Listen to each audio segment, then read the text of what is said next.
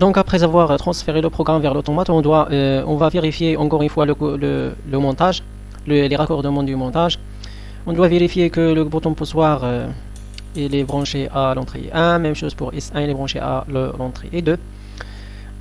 Et le capteur S2, il est branché à l'entrée 3.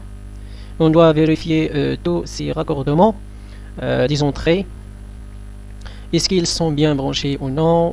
Donc la vérification du montage, c'est une partie qui est très importante. Même chose pour le sortie, L1 raccordé à Q1, L2, le voyant L2, le voyant rouge L2 raccordé à l'entrée Q2.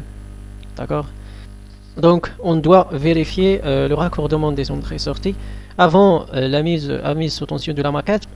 Après avoir vérifié, on doit mettre la maquette sous tension par une source travers une source de 120 alternatif. Même chose, bien sûr, lorsqu'on alimente la maquette, l'automate bien sûr affiche quelques informations sur les entrées et les sorties, etc.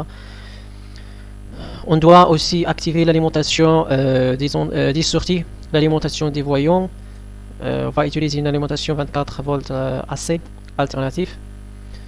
Donc pour vérifier le fonctionnement, on doit premièrement appuyer sur le bouton DCY, c'est parce que c'est le bouton de départ cycle. Par contre, premièrement, à l'état initial,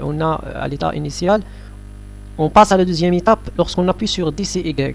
Lorsqu'on appuie sur DCY, la lampe L1 s'allume, la lampe verte ou bien le voyant vert s'allume jusqu'à ce qu'on appuie sur S1. S1 qui est raccordé à l'entrée E2. Donc lorsqu'on le S1 devient actionné, on passe directement à l'étape 3 où le voyant rouge qui est raccordé à l'entrée Q2 s'allume jusqu'à ce que le capteur S2 soit actionné.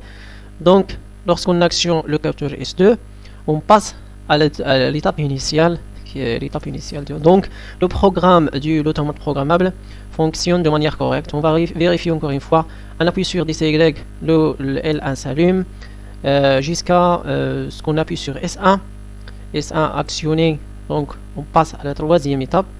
La lampe L2 s'allume jusqu'à ce que le capteur, la lampe L2 s'allume jusqu'à ce que le capteur S2 s'allume, jusqu'à ce que le capteur S2 devienne actionné. Alors le fonctionnement du programme il est bien, il fonctionne de manière correcte. Donc le fonctionnement il est, voilà c'est la vérification, voilà c'est la vérification de l'application qu'on a programmée par le module Zilio. C'est le transfert du programme vers l'automate programmable. Voilà c'est la fin de cette vidéo. Merci pour votre attention. Merci de l'avoir suivi. Et n'oubliez pas de partager la vidéo. Don't forget to subscribe, like and share if you have already. Thank you.